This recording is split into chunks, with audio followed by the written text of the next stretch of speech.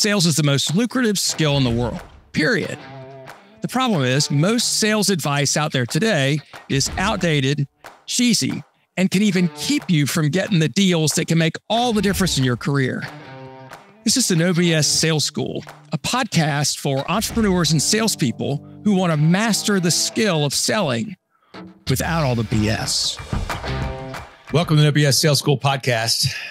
Time for a confession. I have given up two things in the last 30 days that I am amazed and slightly pissed off how much better I feel because I've stopped doing them. And it's impacted my work. It's impacted my family. It's impacted a lot of things. And I thought I'd just share that. And maybe this is not relevant to any of you, but I thought I'd just share what's going on with me. Number one, I have once again given up the news. And when I say the news, I don't mean necessarily financial news, like that, but I've given up politics. I used to be a politics junkie. I used to love it. It was like a football game to me, and my side wins, your side loses. That's fantastic. And I wanted to stay up with it all. And I wanted to make sure I knew all the stuff and that I had a counter for every argument. And that was a really big deal for me. And I liked it. It felt like I was really feeding myself with something that was important. I was made to feel important. And what I learned as I got older was every time I engage with that, all I'm doing is I'm being drawn into the matrix, right? I mean, drawn in to make myself believe that that needed to be important in my life.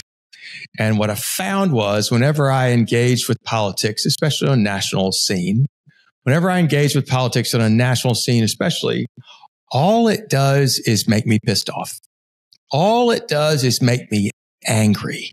It makes me angry at other people. It also makes me angry and worried about the future. And look, I get it. I mean, the politicians, what they believe, what they vote for, what they're paid for, what they're bribed to do, that absolutely does impact my future. I get it. And my children's future, 100%. But you know what I can do about it? Nothing.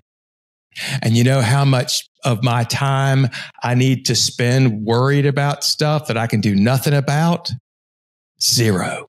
Now, again, that's an ideal, right? We do worry about shit we got no control over. But I knew that was one of those things, or I realized again that was one of those things that I don't need to get all wrapped up in. I've got other things that I do control that I need to spend my time, effort, energy on. And so instead of getting wrapped around this other stuff, which really is like junk food, the politics on the news, all that stuff, that is just junk food. Maybe it tastes good. Maybe you feel like you're learning something. Maybe it does feel like a historic moment, although I think that's a bunch of bullshit. It's junk food. It's not good for you. It's not good for me. All it does is piss me off. And so I made the decision to push that aside, to stop reading those articles, to stop looking for those headlines, to stop following certain politicians. This is kind of hard for me a little bit because my wife and I are on opposite ends of the political spectrum. She believes one set of things and I believe something completely different. And so what I found was that I was trying to study, to learn, to listen, to pay attention so that I could, quote, counter her arguments. For God's sake, Walker, if you can think of a worse way to spend your time than doing research to counter your wife's arguments. Oh my God, please stop. So I stopped.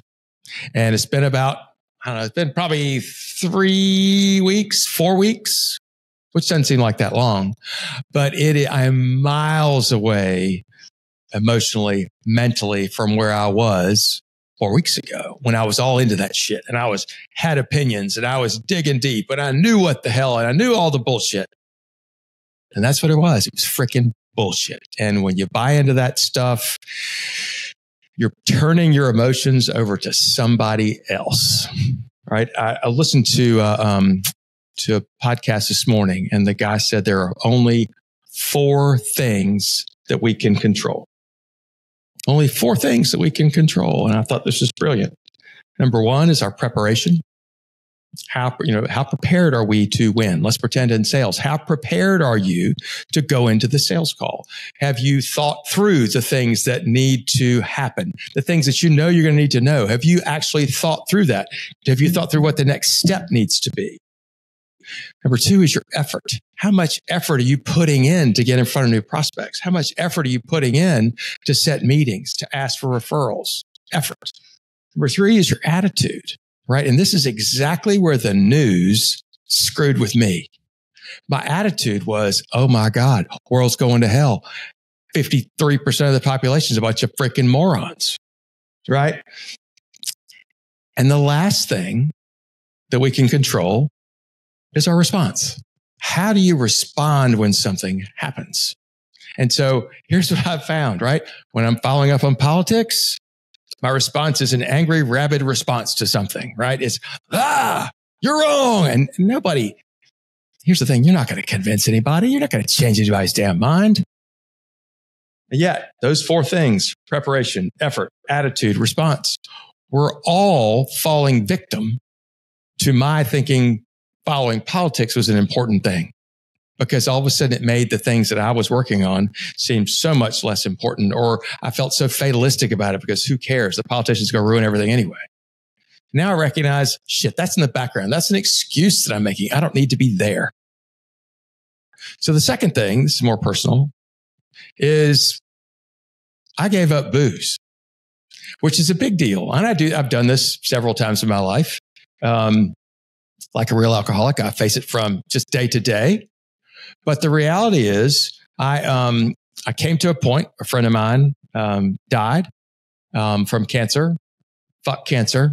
And I was really bummed out about it. And the day he died, I had more drinks than I normally would have because I felt like I'd earned it and I deserved it. And it was supposedly to make me feel better. And the reality is, somebody said this a long time ago, sobriety brings you all the things that alcohol promises and can't deliver on. And so the day after my friend died, the day when I woke up with another hangover, I said, you know what? I have every reason in the world to feel sorry for myself and load up on the booze. And so I probably ought not to do that. I had that out of body thought. And I was like, let's, like a real alcoholic, let's just take it one day at a time. And so I quit for a day, and now it's been about a month. And I'm really kind of pissed off because there's a book that I read called Longevity by a guy named Dr. David Attia, Attia. I highly recommend it. Longevity, Why Some People Live Longer and Healthier Than Others. And it's more than just genetics. There are things we can do. And he said, if you want to know for sure if alcohol is a poison, he said, quit drinking for a while and see if you feel better. Son of a bitch. I feel so much better. My head is clearer. I have energy at the end of the day. I am nicer. And what really bums me out is my wife has noticed that I'm nicer. She's like, good grief. What's wrong with you? You're being really nice. And I'm able to help and do things. And I'm engaged so much more. And I am really pissed off. I can't believe that alcohol, I know it's dumb. I should know this. All the things that alcohol has kept down. Right? This kept me from feeling so good. And so I don't know that I'm giving it up forever. I can't commit to that. At some point, I'll probably start again, but I want to build that healthy respect for it again. Here's something else. Some of y'all know I deal with anxiety and depression. And I have for a long time. It probably comes from as part of the stuff that happens with ADHD.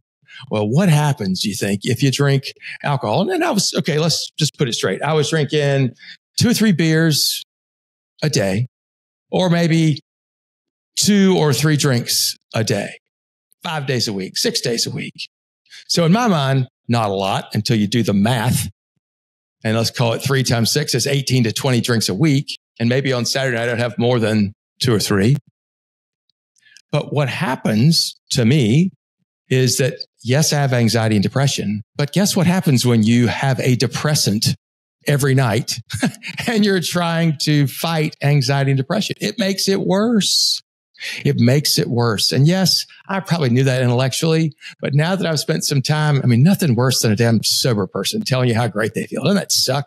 But the reality is I feel so much better. And now the medicine that I take to help my anxiety and depression can work even better. And it is. And I can feel it. So I don't know. I needed to tell you all that. My gut check was, what are the things that are bringing me down? What are the things that are not helping me get better right now?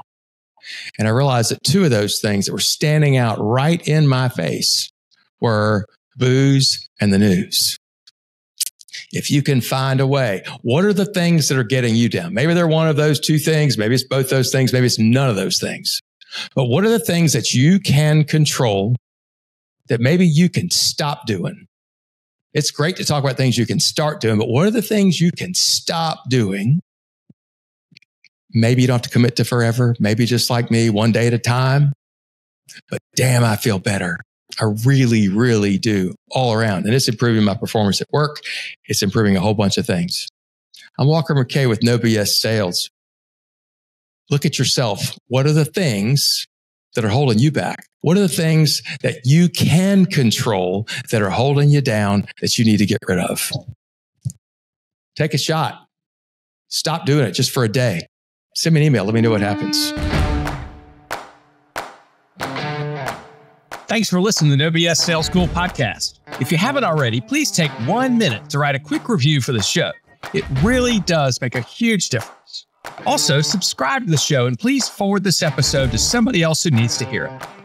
As a bonus for listening, I'm going to give you access to a free mini course, 7 expensive sales mistakes you're making and what you can do about it. Go to www.7salesmistakes.com and get access to the free mini course. That's the number 7salesmistakes.com. Thanks again for listening to the No BS Sales School podcast.